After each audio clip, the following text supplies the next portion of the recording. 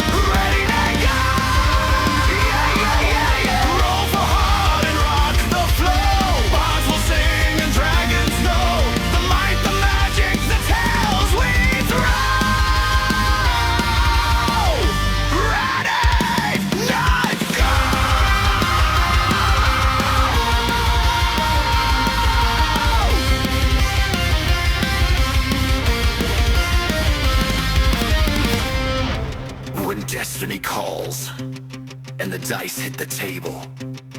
The heroes awaken, and the nerds are ready.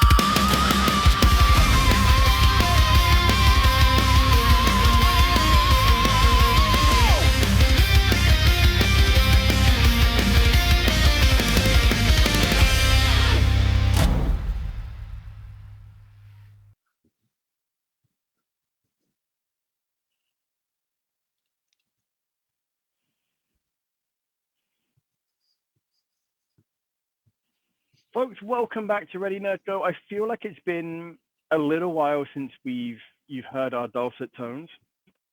Maybe it hasn't been. And full disclosure, we decided on this topic exactly about 30 seconds ago before we hit record. So we have nothing laid out.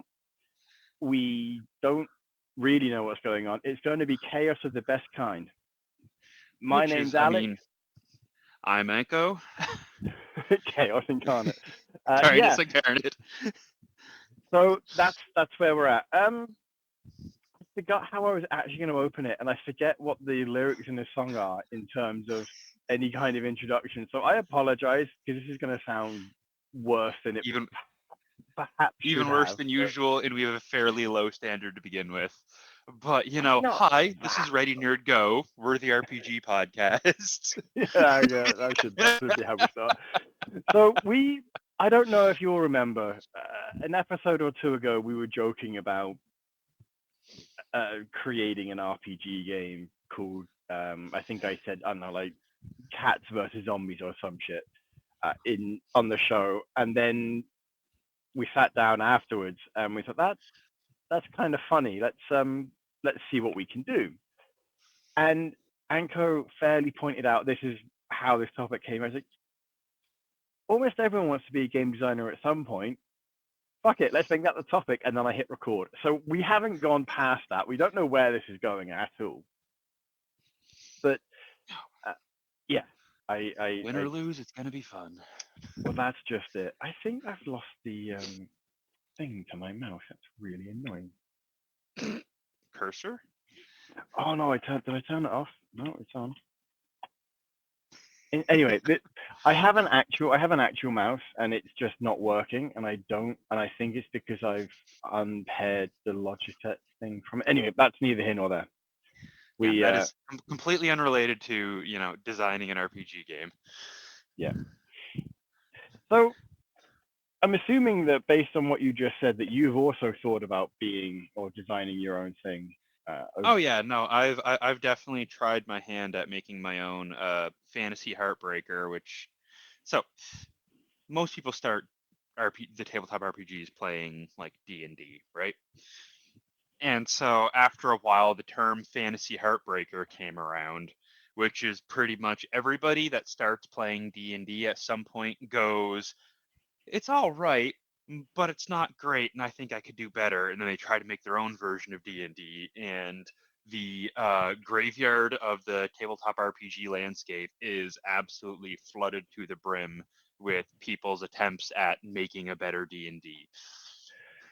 I think that when it comes down to it, the reason D&D has survived is not because it's the best at what it does, but because it's both popular enough and good enough that there's a lot of people that don't feel the need to transition away from what they've invested a ton of money in, and money, time, effort, etc.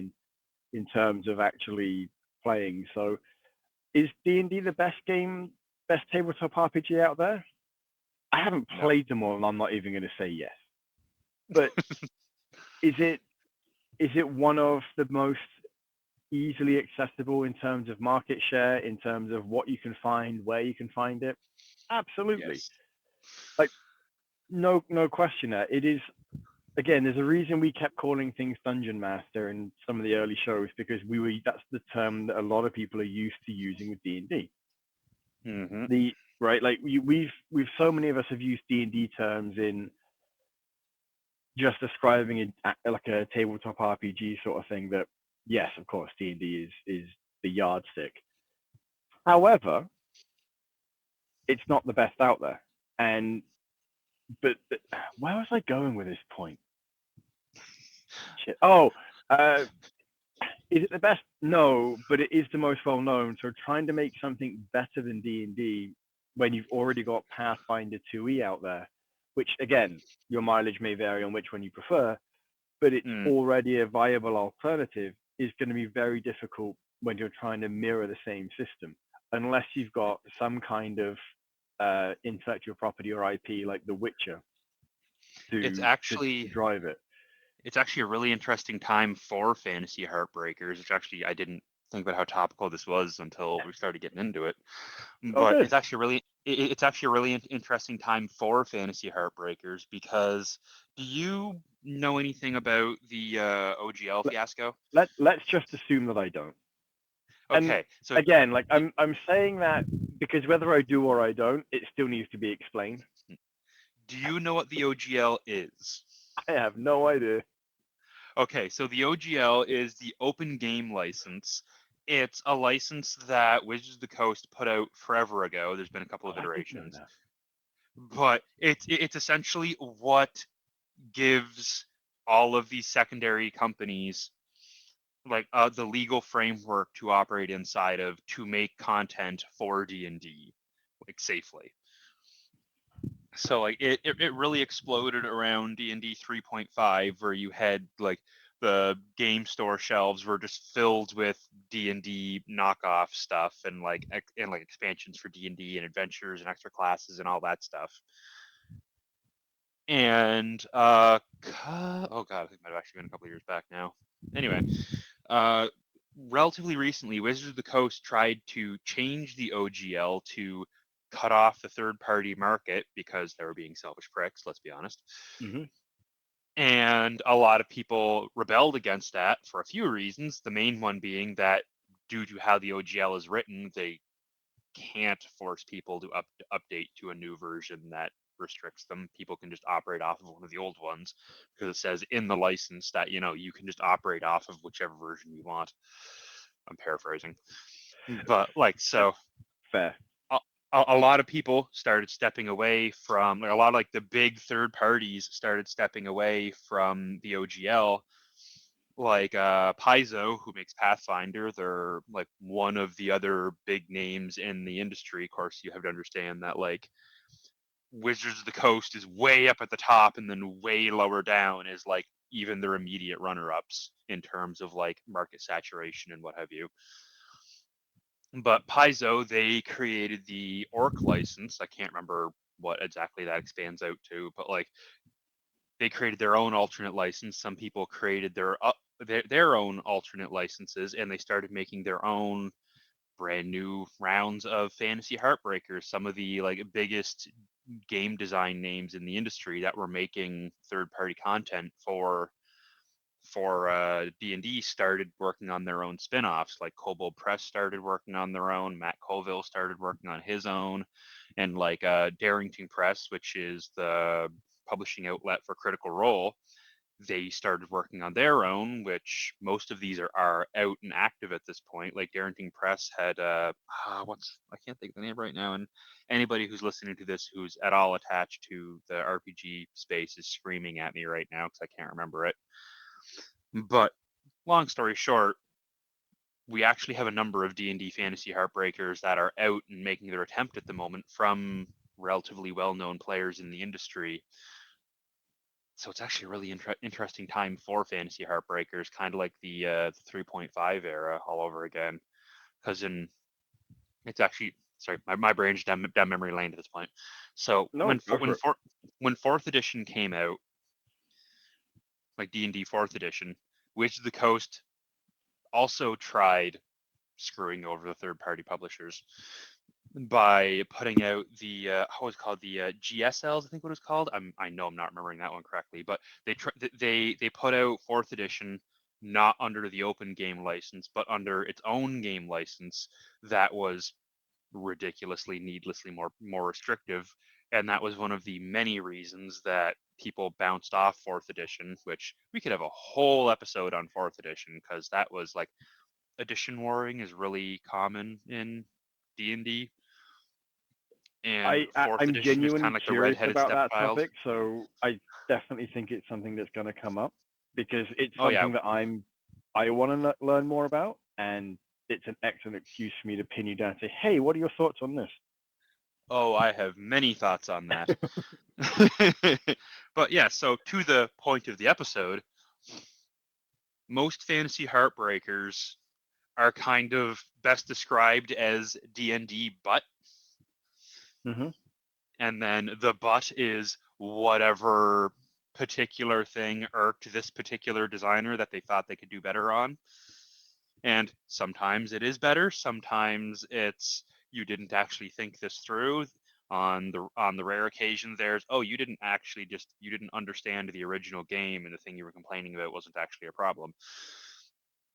But most of the time, most Fantasy Heartbreakers tend to be, they'll still have all of the D&D isms. They'll have the standard six attributes from D&D. They'll use the D20 for either attack rolls and all that stuff. They'll all keep kind of like the basic framework of D&D, but just change the things that they didn't like. Which, I mean, honestly, they're closer to D&D than like some editions of D&D are to each other, depending on like what specific one that you wanted to get away from. Like if you're making a Fantasy Heartbreaker for like D&D 3.5, your Heartbreaker is probably closer to D&D 3.5 than like any other edition of D&D is. That makes sense. So it's very much a case of I would rather play in third ed. I've got the creative. What is my phone doing?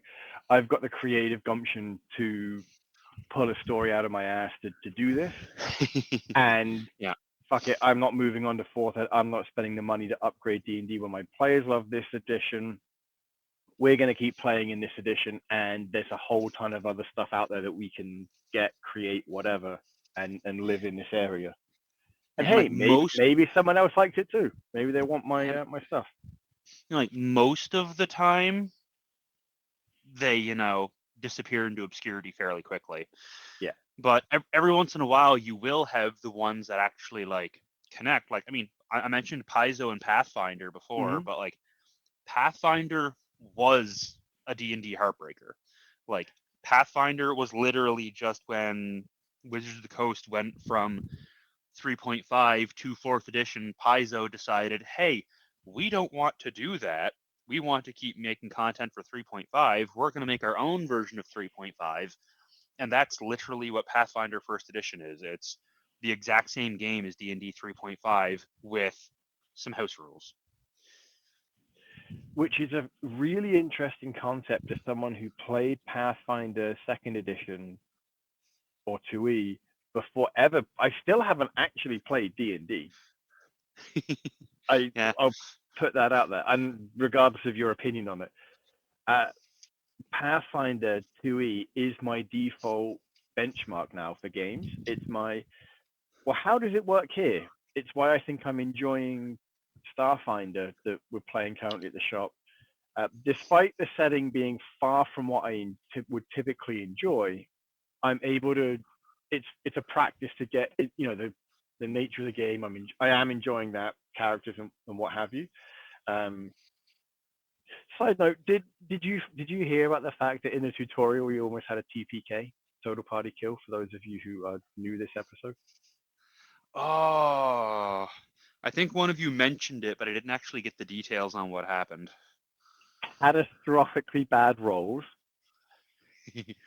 coupled with the the GM having an accidentally fantastic crit roll against me and then rolling really high for damage, where even though I had full hit points, it was just enough to take me out completely. Um, one of the other melee characters died, or fighters died. Like they missed a saving roll that was really low. Like the dice just wasn't on his side. And then we almost got to the point where, like, we were making saving rolls and everything was great, and it got to the point where it was very much a case of one character might just be able to solo this, and then he just rolled really shit, and it to make matters worse, he was down to one hit point, and we puzzled out that the boss that he was fighting, or the enemy he was fighting, was also down to one hit would kill him at this point. Whoever And hit first. yeah, basically it was very much what it was, and the dice were not in our favor, and it was hilarious. Like, it was hilarious because two of the party just couldn't make it that night. The joke is, well, if they were there, we probably would have won, and it's probably true. We probably would have, which makes it even funnier, especially because one of them was a healer. Oof.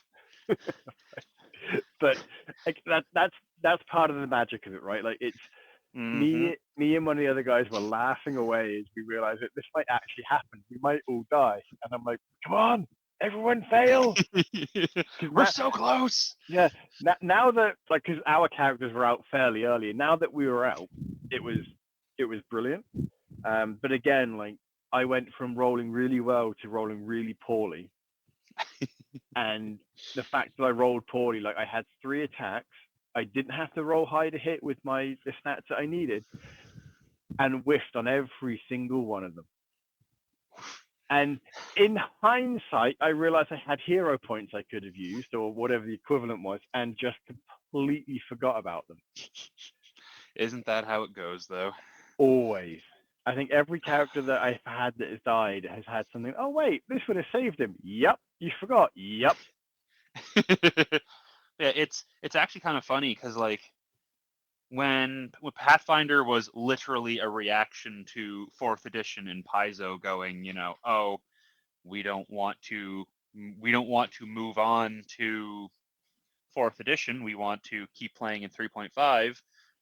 So we're just going to make our own version of 3.5 with, a couple, like, literally some very minor adjustments. Like, everything, like, that's part of the reason why they succeeded so well, was because they were a known quantity because they were the ones publishing the Dungeons and Dragons magazines for Wizards of the Mm, Coast. And that's part of the reason they made their own stuff, because Wizards canceled their license to do so when fourth edition came around. right. But part of it was just like, yeah, they had like, hey, it's like our stuff is completely backwards compatible with some minor adjustments to D&D 3.5, so everybody with all of your books and all of your adventures and all of your other third party stuff, you can keep using it. While D&D 3.5 to D&D 4th edition was such a major rule change that very little of that stuff could be used. Yep. So that's the main reason that they were able to succeed. They had the brand recognition, they had the right moment at the right time. It's why their fantasy Heartbreakers succeeded where most didn't and couldn't. And That's it a had the extra kind of entertainment value of like, you've played, you haven't played D&D first edition, but you played D&D second edition. And D&D second edition actually has a lot of like similar DNA in it to mm, D&D fourth edition. Like the edition that they made their version to get away from, a lot of its DNA is in Pathfinder second edition, which is funny. which is fantastic. Oh shoot, I don't know why I'm yawning. I'm all of this is staying in the edit. Like, this is going to be one of our very first quote live shows that was recorded with minimal edits, and unless we say something really dumb, or we have to step away and we'll cut that down. But Yeah. yeah, like I find it fascinating that in trying to make things better or change it up so that people spend more or whatever they were trying to do, they ended up almost giving another company a, a a foot in the door, so to speak, Mm-hmm. to be a legitimate challenger. And Yeah. I would argue personally that by doing so, they've actually made things better for the tabletop RPG community because hey, we have another system that's being constantly updated or content being produced for something else people can enjoy that isn't just D&D. I Oh, don't know if 100%. you Yeah. I don't know if you heard that. Are you coming in or what? I heard He's this talking to the little cat, to be clear. yeah, I heard this little whine in the background, and I opened the door and he's just sat there like a little lemon. Um, yeah, so I find it fascinating that that is where we're at in terms of the status there's for that. But there's some argument on like the actual numbers, but there, depending on what data you look at, there's a solid argument to be made that for a brief period during, the D&D 4th edition and Pathfinder 1st edition era, that Paizo actually passed Wizards of the Coast in sales for a bit, which is absolutely unprecedented because it's the 800-pound gorilla in the room. well, Being able and to surpass it even for a short bit is it's incredible. fantastic. I wouldn't be surprised if that was the case at one point. I would be surprised if that was the case currently Oh, because definitely not. No. like Stranger Things have upped D&D's profile, specifically D&D's profile significantly. Yeah. Like whether that's a thing that will continue, I don't know. But I know that they've been pumping out so many different aspects of this sort of stuff. Like you've got Eddie. There's campaigns now based in the Stranger Things universe. I know I saw a Hellfire based thing. So many things like that. I know there's an Onward game, which I assume is based on some form of D&D. Um, I'm not sure. A Quest of Yore. I'm curious now what it's based on, but yeah, I don't know. I'll look it up, but I'm not doing it as I'm trying to talk because that's just a disaster of epic proportions. But Yep. it is something that I actually own, and because Mandy really wanted it, and then we just never actually played the bloody thing, which funnily enough, like Oh, I know you've never been to our place, and I know you have a ton of RPG books that you've never had a chance to play. That's us yep. with board games. It's not that we don't like playing them. It's that more often than, oh, that's a cool game. All right, cool. How do you play it? I'll read it later. And that often happens. Or you go to watch a YouTube video to start playing. It's like, well, this looks a lot shitter than I thought it was going to do. Yeah, no, I know that feeling on both ends. Yeah. But I mean, what can you do, right? Yeah. It's just one of those things. It's really interesting, circling back over to, people making their own games. People tend to make, I mean, obviously this isn't always the case because we've gotten so many different styles of games and it's fantastic right now. But like people tend to make like you're the first RPG game you tend to make when you get into that space tends to be some form of Heartbreaker, whether that you're coming from the Apocalypse World systems, whether you're coming from the Forged in the Dark stuff, whether you're coming from D&D, whether you're coming from something else. The first game you make tends to be like the game you're already playing with some changes. So like if you come from D&D, the first game that you make is going to be some sort of D&D like. If you come from one of the Apocalypse World games, it's going to have a lot of that DNA. Tends to be what happens. It's a little interesting now with AI coming in and like giving people initial frameworks for stuff, which I have thoughts and feelings on that we don't really need to get into right now. No, I think it's a fair concern because I will fully admit that when I was poking around with the idea of it, I definitely used AI. And as I'm going through, I'm like, this makes no sense. Like, Yeah. none of this makes any sense. So it can give you a framework, but it gives you a framework is in the way that here's an initial idea, but now you need to change all of it to actually have it make sense. But it gives you like, do you know what it reminds me of in terms of my specific experience with it is that how when you're a kid and you draw a house, Yep. and none of it makes sense to anyone but the kid, but you can see in there that maybe it does make sense to have a hot tub in the middle of the living room. But how would we actually do that? And should it be just off this? Like or do you really need a swimming pool on the third floor when you probably should have it on the basement? That kind of thing. It's the kind of thing where the kid draws it, the parents like it. You know what? Maybe we'll design our house this way. Let's go talk to an architect and an engineer to see how actually feasible it is. And then the engineer and architect say, hey, you got a good idea. We're going to change almost all of it so it's actually functional, but keep the spirit alive. Is basically how I've come to view the AI process. And given that the initial spirit was from you anyway, all it does is basically the AI process. Here's your table of contents. Go nuts. Yeah. Right. Like that's really the way to look at it. Now, if you're using AI to refine your wording, great. I think that's the way to do it. I don't necessarily think that using it as the impetus for the idea is in any way, shape, or form the way to go. No, I have very opinionated thoughts on AI, but we're not going to waste the whole episode on that because that's not what this is about. No, exactly.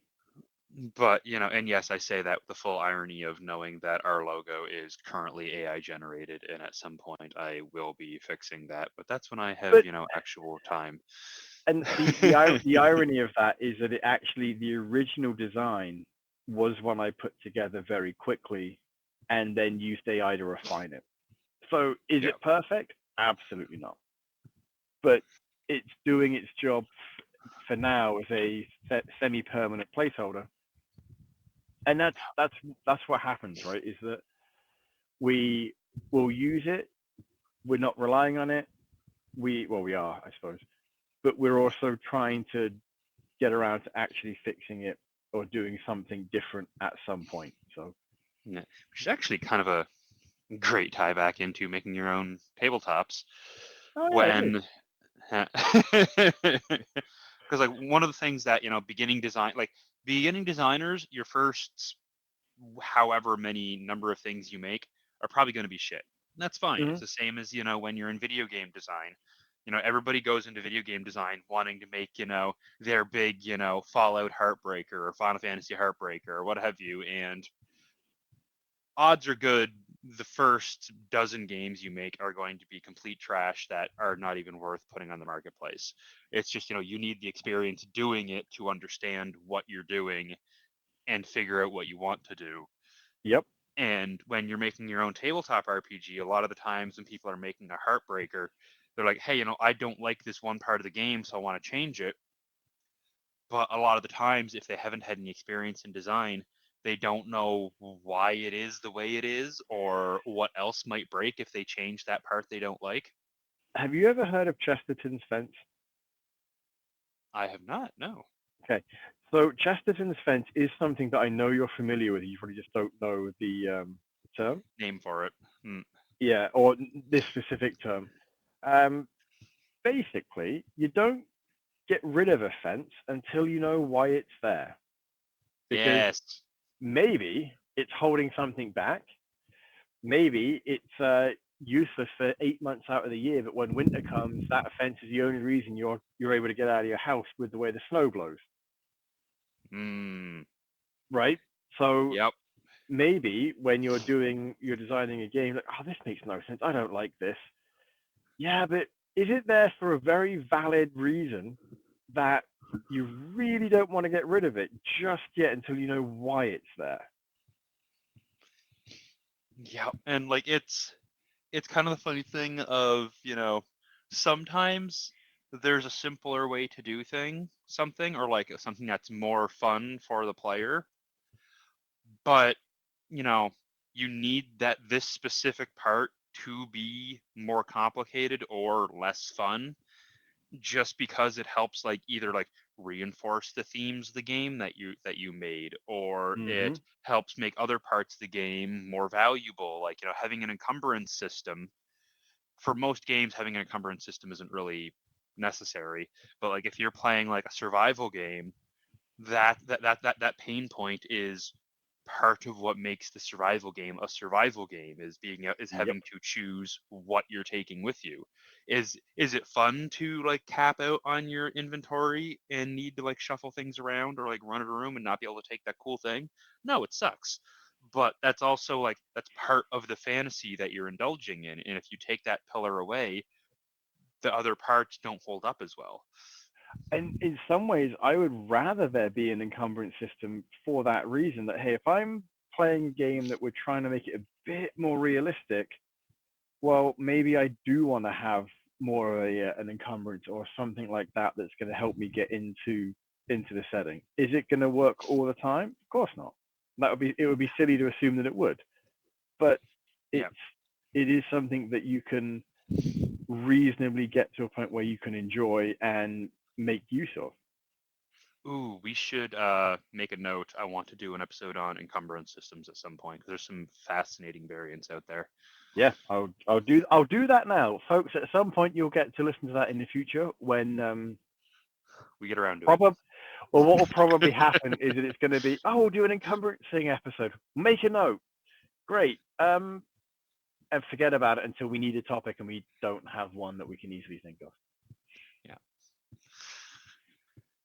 But yeah, one thing I do really want to pick on, since this was kind of the Hmm. whole impetus for this episode, is the system that you started putting together. Oh yeah.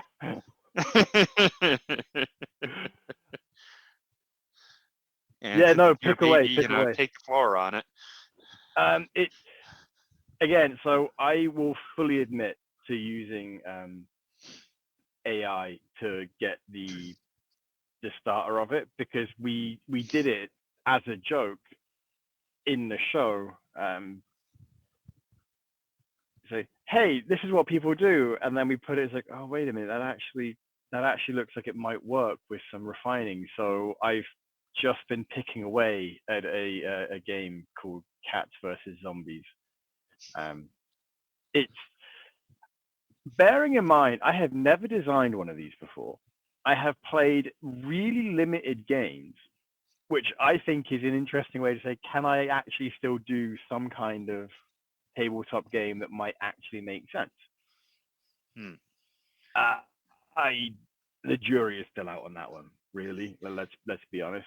But It's really fun when when you have designers in kind of your shoes that are making something for the first time, because when you have people like I mentioned before that play a ton of D&D or something and they decide to make their own Heartbreaker, they bring all of their assumptions of the systems that they're used to in with them.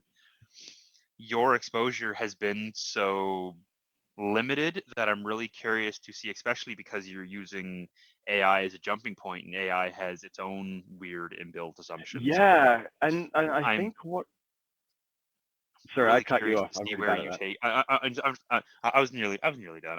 I'm really curious to see where you take it and like what you decide to do with it, and then what's it's going to feel once we finally manage to sit down and go, hey, let's play a test run of this and see what Let's actually see happens. how this works. Like, it's funny.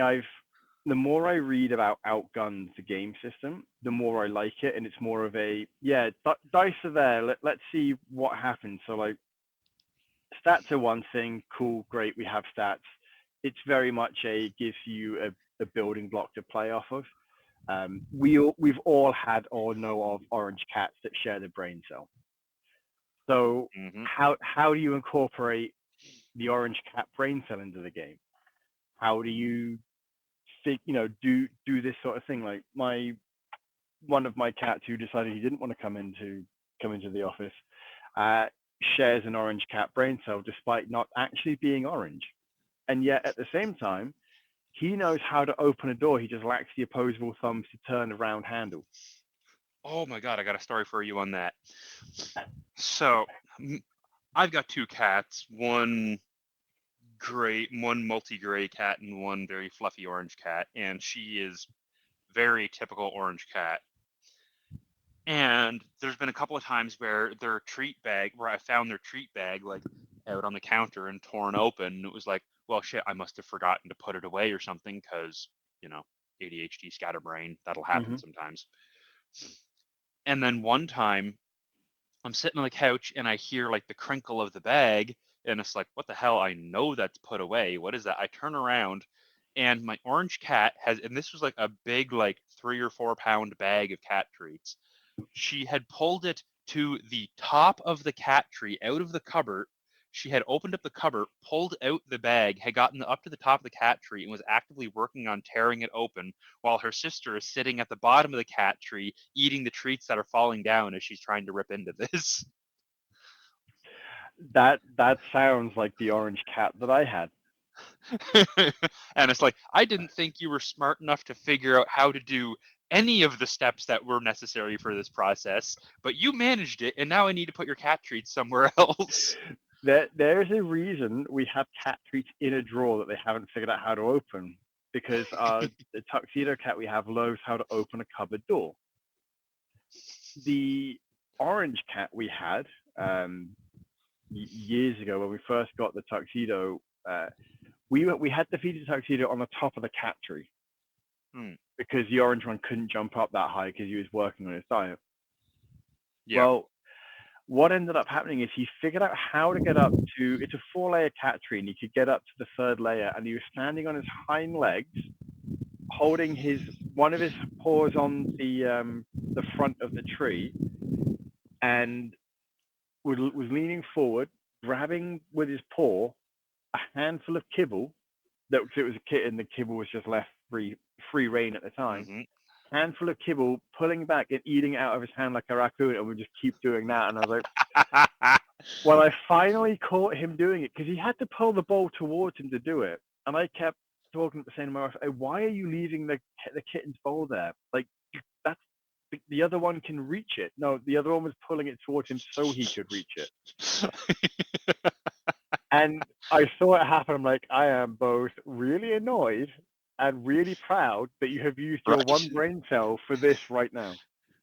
It's like on one hand, God damn it, cat. On the other hand, you know what? Round of applause. Yeah, it's like, fair enough. So yeah, it's how do you incorporate that level of frustrated ingenious and like just endearing chaos into a game about zombies and um yeah, it's one of those things where is it going to work? Are people going to want to pay for it and play it? I don't know. Are we actually going to release it? I don't know. I don't care. We're doing it for ourselves. Well, I'm Yep. doing it. I'm doing it so that we can play it eventually. Like, let's be real. I'm putting it together. Anko saying this really doesn't make sense. You might want to relook at this. And that's pretty well how it's going. Like you've gotten a really rough first draft so far. Not even a first draft. It's like draft 0.5 or something. And It's the and alpha. it's not even that. Um, it no, I'm not saying it. It's yeah, it's like a really really rough draft, and we'll go from there. But hey, if people are actually interested, maybe we'll put it up somewhere just so that we have it. Um, I know it's not your typical gaming route, but I know you can self-publish through Amazon or something. Maybe we'll do something like that. I don't know. Oh, itch.io would probably be the place to go for this because that's where a lot of indie stuff is right now That's that are true. self-publishing is they're putting it on itch.io. That is true. And I did, funnily enough, the AI I was using did say, would you like a version of this for itch.io? I'm like, I guess. So curiosity, what does it put together? What would that change? Nothing really. It was looking, it wanted to know if I wanted like a pitch or anything like that. And so what it pulled together was the PDF of the front cover, which was interesting. A page saying this is where the character sheets go. A contents page. This is where the contents go. I'm like, this is hilariously bad. Like hilariously bad. It spat out less than what I fed into it initially in terms of what I wanted. Which is impressive in its own way, honestly. I was kind of impressed by it. I'm not gonna lie. So yeah, like again, folks, AI is a great tool to use at times, but it is a terrible tool if you're relying on it in construction terms. That's where I initially started. AI is like a hammer. It's fantastic when you need a hammer. It is terrible when you need a saw or a screwdriver or any number of things that you don't use a hammer for.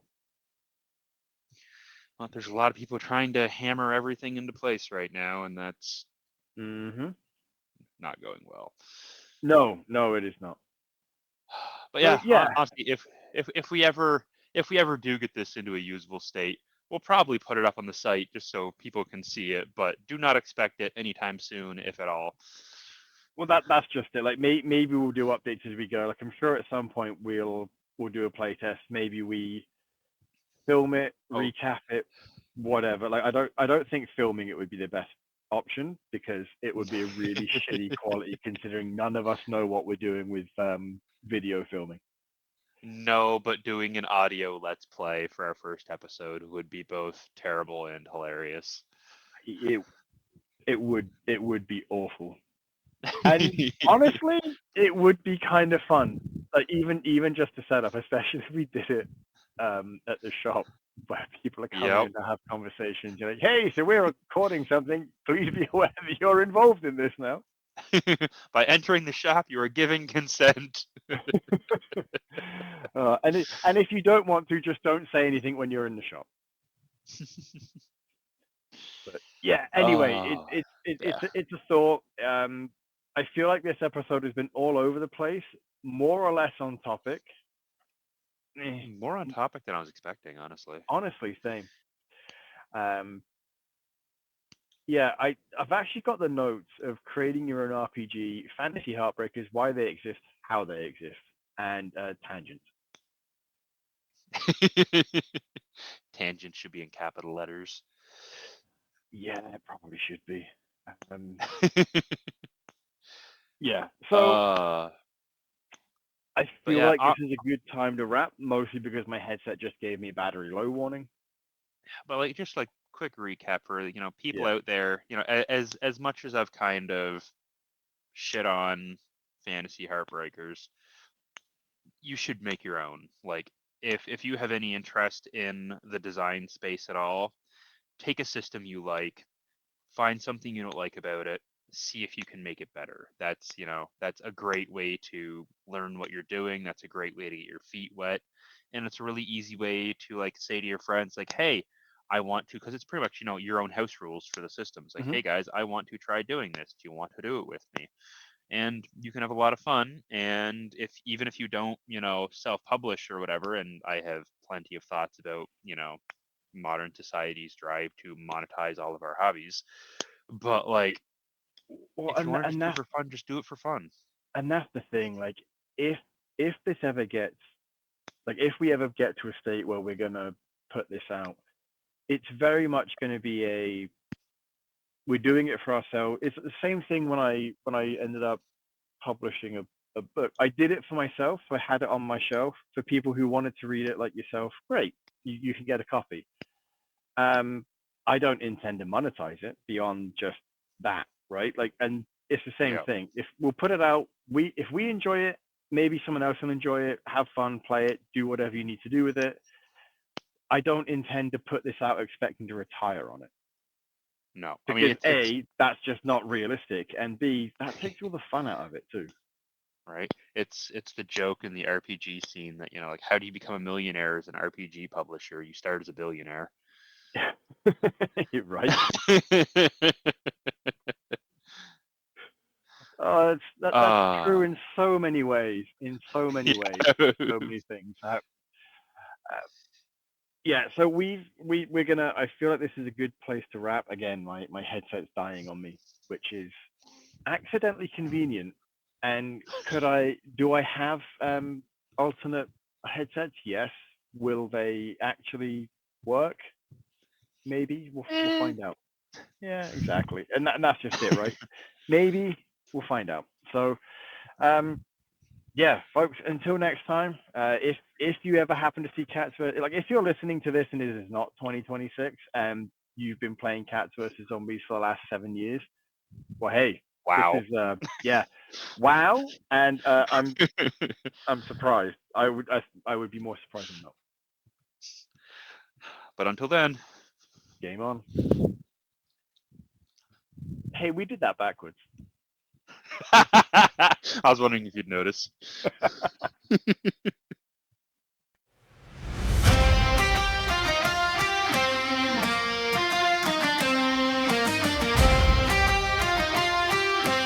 Whoa, roll the dice, let's go!